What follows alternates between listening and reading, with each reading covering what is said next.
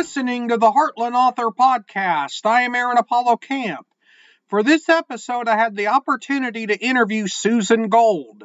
Susan is the author of the book Toxic Family, which is about her upbringing in a dysfunctional family and emotional self-help. I'm here with Susan Gold, who is the author of the book Toxic Family. Susan, welcome to the Heartland Author Podcast. Thank you so much for having me. Feel free to introduce yourself to our listeners. Well, I'm a new author. I think my book published in March of 2023, and I didn't know I had a book to write, Aaron. The first time I was told I had a book to write was in 2007 by an Irish seer, and I promptly shoved that idea underneath the closest carpet. But I had back-to-back intuitives tell me in 2020 I had a book to write and it was going to help a lot of people. And the third intuitive told me I had 3 books to write, so I thought I'd get going before it became a library. Now, without spoiling too much of your book, Toxic Family, what is that book about? Well, Toxic Family, Transforming Childhood Trauma into Adult Freedom, was not the title of the book that I had written. That's my publisher's title. And it is true, that's the story. But my title was Magical Illumination, Transforming Childhood Trauma into Adult Freedom. It's a taboo topic, Aaron, and I love my family. And I didn't really feel that they were toxic at this point. And that's after doing a lot of work and self-discovery. So this is a taboo topic that I think needs to have conversation created around, because most of us have someone in our family that's got a little toxic behavior. Okay, who was the publisher of your book? Because you mentioned that wasn't your first choice for a book title. No, the publisher is TVG. They're amazing, and they were absolutely spot on to suggest the title Toxic Family. That is very specific to what this book is about. It is my own personal and professional trajectory. I grew up in a very chaotic home, raised by a genius astrophysicist who also had addiction issues. And my mother, his partner, soothed herself with food. So she was a compulsive overeater treated with diet pills, which were actually speed back then, Aaron. So you can imagine it was not a stable platform or environment. And I was the middle of 5 children in that home. Yeah, and I'm going to mention something that I don't think I've ever mentioned on this podcast before, but when I was writing my first book, my dad was not in the best of health mentally. He had brain damage from a cardiac event he had back in 2004, and he became just absolutely insufferable to everyone around him the last few years of his life, especially my mother. That's really hard to see and witness, I'm sure, as his adult child.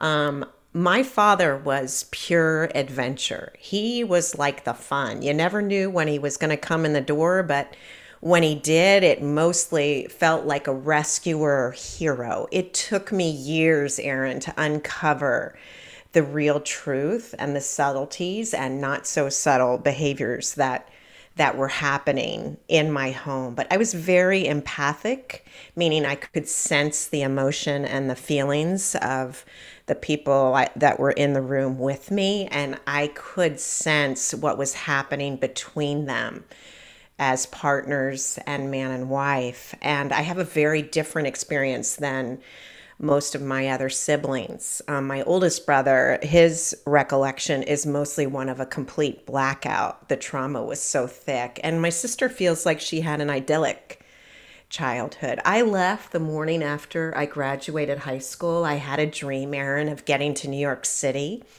And I did go at 19. I was living in Greenwich Village on my own, working in an arts management firm as an intern from college. And then I went back to college.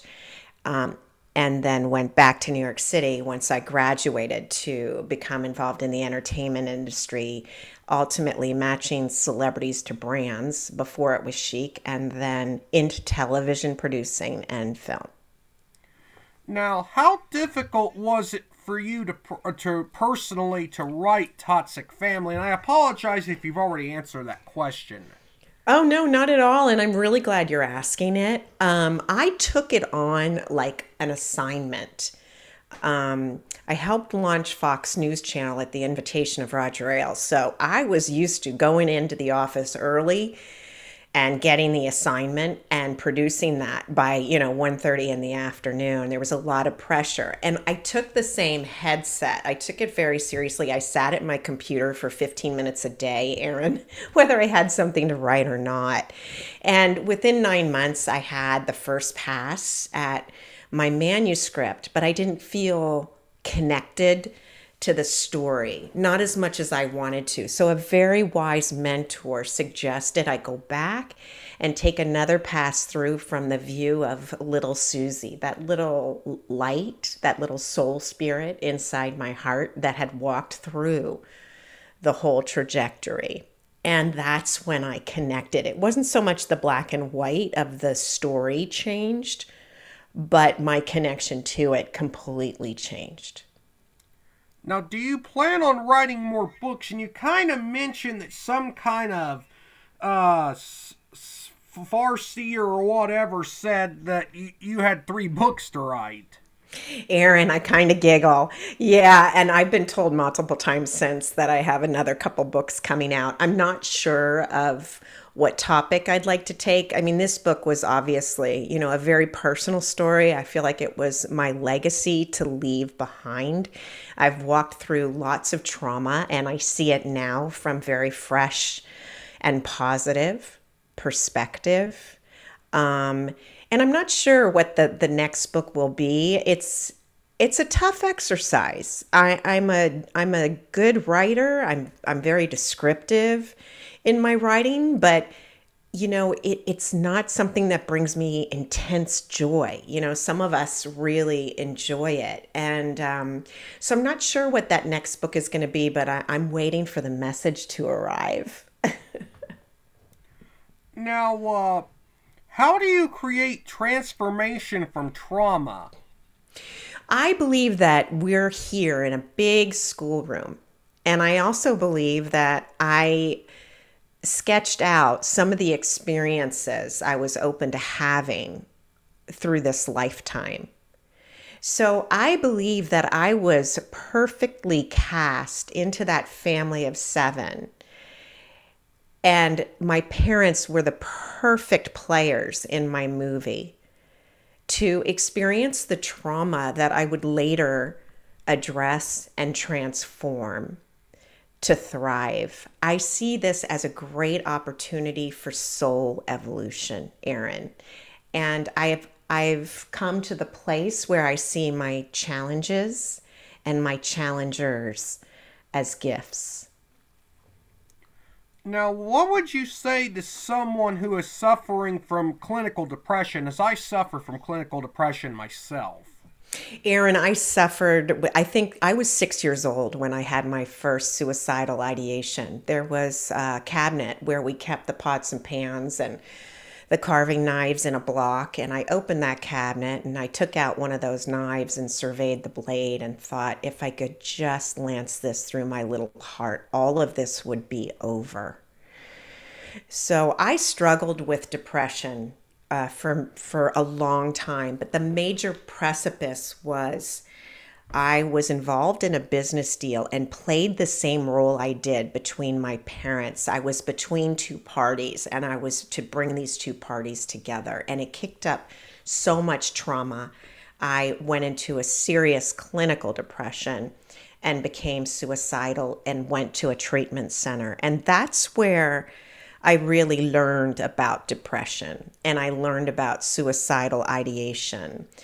And I used medication for a period of 10 years off and on until I felt I'd really learned the signs and signals and symptoms. So Now, when I see the depression coming on, I can sort of get off the elevator sooner than when it crashes through the basement. You know, I can get off on floor 5 instead of crashing through the car park.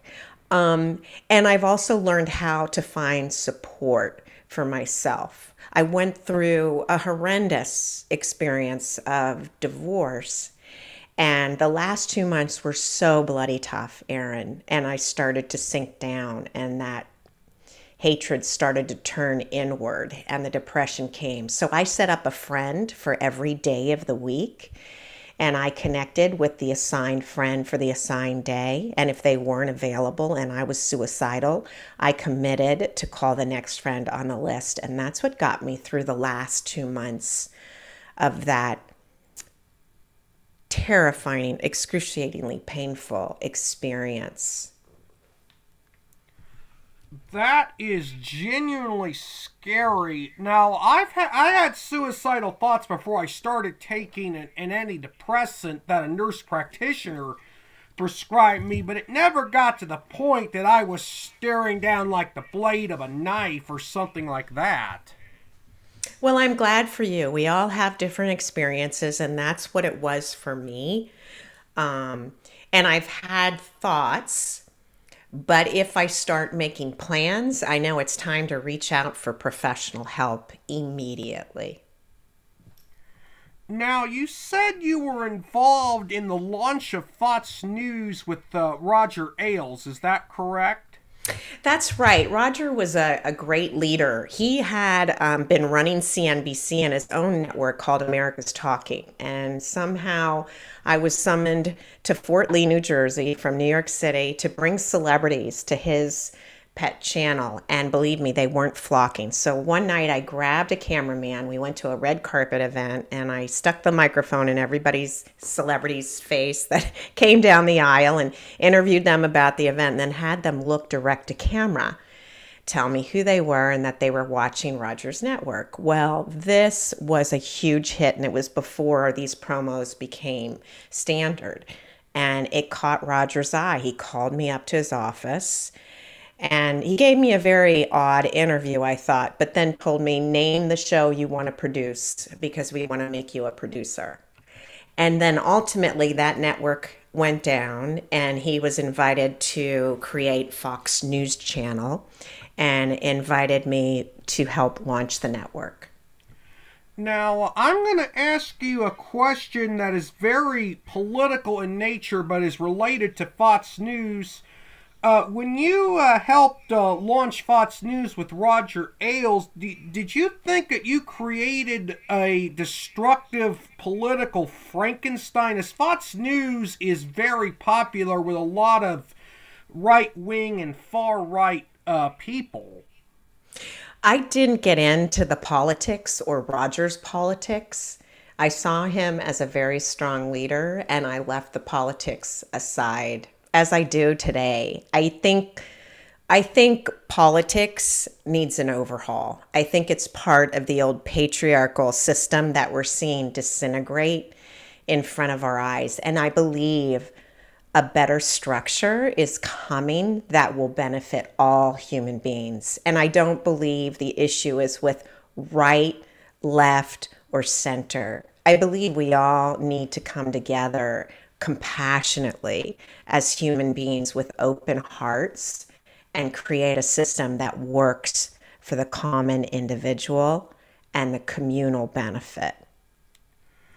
Now, I have one final question, and this is kind of in the culture shock category. What is it like to go from living in large cities like New York City and Los Angeles to living in rural Montana?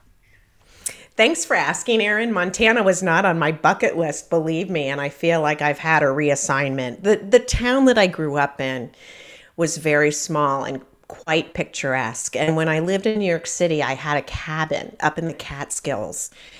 And while I didn't miss New York City once I moved, I always thought of that cabin in the woods.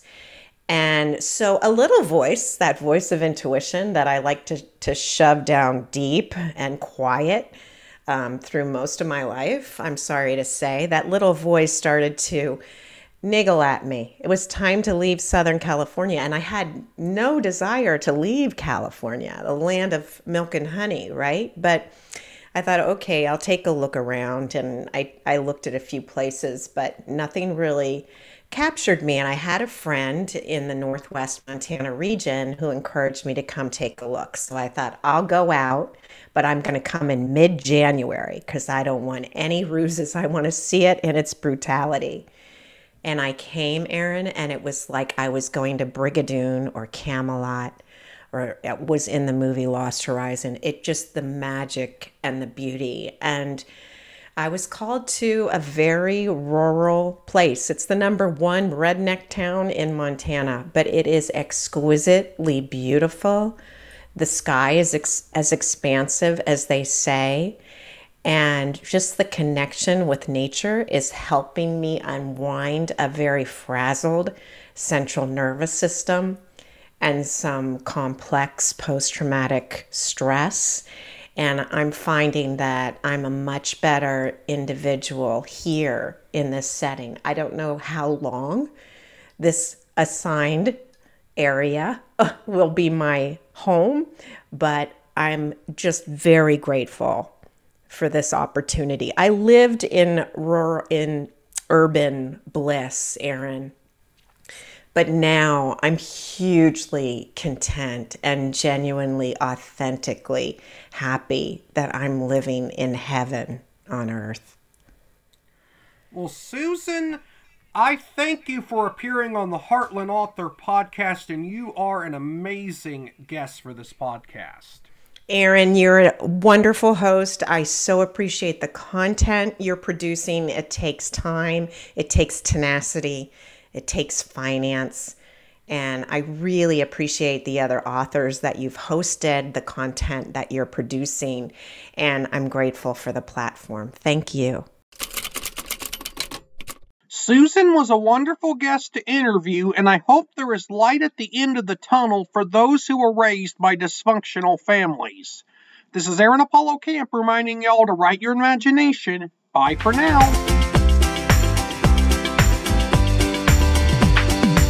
You can learn more about me and my book writing projects at campaaronapollo.wixsite.com/authoraac. You can follow me on Twitter and Facebook at AuthorAAC and on Instagram at AACScribe. Copyright 2023, Aaron Apollo Camp, all rights reserved. This podcast episode is intended for the private listening of our audience. Any reuse or retransmission of this podcast episode without the express written consent of the podcast host is prohibited, except under fair use guidelines. Royalty-free music and sound effects obtained from https://www.zapsplat.com.